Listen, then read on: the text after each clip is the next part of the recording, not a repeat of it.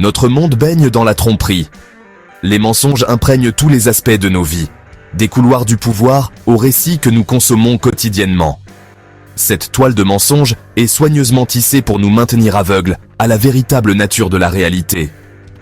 On nous dit que nos systèmes politiques sont fondés sur les principes de la démocratie et de l'équité, et pourtant, nous sommes témoins d'une corruption et d'une manipulation endémique. Le paysage économique n'est pas différent.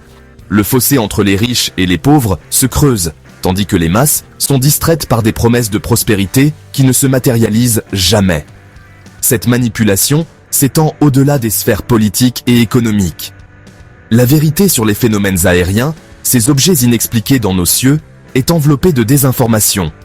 On nous sert une dose régulière de désinformation sur les ovnis, les rejetant comme des canulars ou des anomalies météorologiques. Cette campagne orchestrée vise à nous maintenir dans l'ignorance de l'existence d'autres dimensions et des êtres qui les habitent. Leur présence remet en question notre compréhension limitée de la réalité. Alors, on nous encourage à nous moquer et à détourner le regard. Ce barrage constant de mensonges a un effet profond sur notre conscience. Il émousse notre esprit critique et fait de nous des consommateurs passifs de récits préemballés. Nous nous habituons à accepter l'information au pied de la lettre, sans jamais remettre en question les motivations de ceux qui sont au pouvoir. Cette acceptation inconditionnelle est précisément ce sur quoi comptent les architectes de ce système trompeur. Pour nous libérer de cette matrice de mensonges, nous devons cultiver un sain scepticisme à l'égard de l'information qui nous est fournie. Nous devons apprendre à tout remettre en question, à regarder au-delà de la surface et à approfondir les intentions cachées en jeu.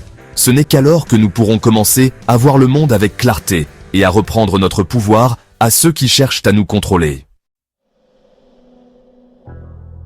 La réalité que nous percevons avec nos 5 sens n'est qu'une fraction de ce qui existe réellement. Tout comme une radio ne peut capter qu'une gamme limitée de fréquences, nos sens physiques nous limitent à une bande étroite de perception. Cette réalité tridimensionnelle, le monde de la matière et des formes, n'est qu'une couche d'une tapisserie multidimensionnelle. Au-delà du voile de notre perception limitée, se trouve un royaume grouillant d'énergie, d'entités et de possibilités invisibles. Cette réalité multidimensionnelle n'est pas un plan éthéré et lointain. Elle existe parallèlement à la nôtre, entrelacée avec le tissu de notre existence. Imaginez des couches superposées de réalités, chacune vibrant à une fréquence différente, coexistant dans le même espace, mais imperceptibles à nos sens limités. Nous sommes comme des poissons nageant dans un vaste océan, inconscients du monde, au-dessus de la surface, simplement parce que nous n'avons pas l'appareil sensoriel pour le percevoir. Ces royaumes invisibles ne sont pas vides. Ils sont peuplés d'êtres ayant leurs propres intentions et motivations, certains bienveillants, d'autres non. Tout comme différentes nations s'affrontent sur la scène mondiale, des conflits font rage dans ces dimensions supérieures, débordant souvent sur notre propre réalité. Nous ne voyons peut-être pas les batailles menées avec des technologies avancées au-delà de notre compréhension, mais nous ressentons leurs ondes de choc dans notre monde, guerres, troubles économiques, agitation sociale. La première étape vers la compréhension de cette réalité multidimensionnelle est de reconnaître son existence. Nous devons ouvrir nos esprits à la possibilité que ce que nous voyons ne soit pas tout ce qu'il y a. Abandonnons la croyance limitante que nos sens physiques sont les seuls arbitres de la réalité. En adoptant une perspective plus large, nous commençons à entrevoir la véritable nature de notre existence et notre place au sein de ce grand cosmos interconnecté. Au cœur de notre illusion individuelle et collective se trouve l'ego, une force implacable qui perpétue la séparation, la peur et la faim insatiable de toujours plus.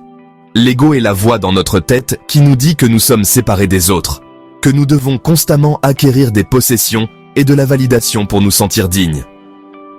Il se nourrit de comparaison, de compétition et de l'illusion du contrôle.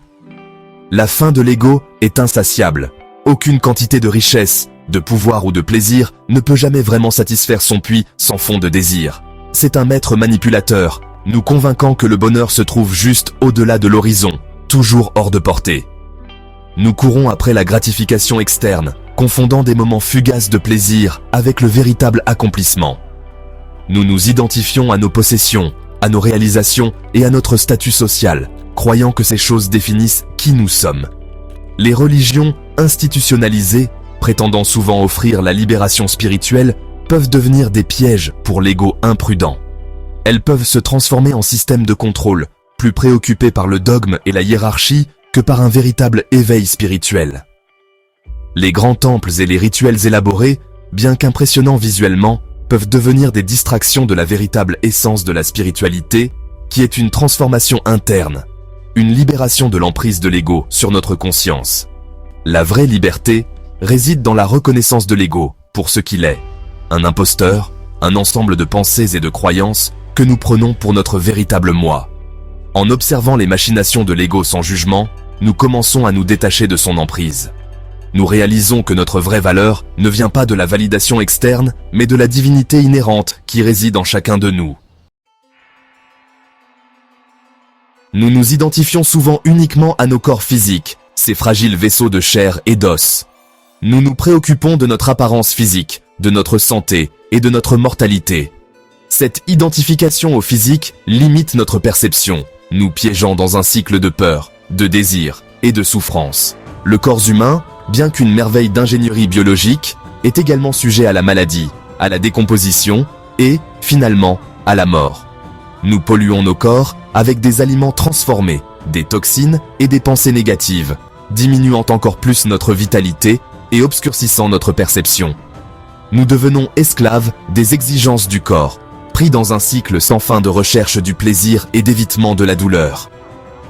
Ce profond sentiment de limitation peut conduire à un sentiment d'être piégé sur Terre, aliéné de notre vraie nature.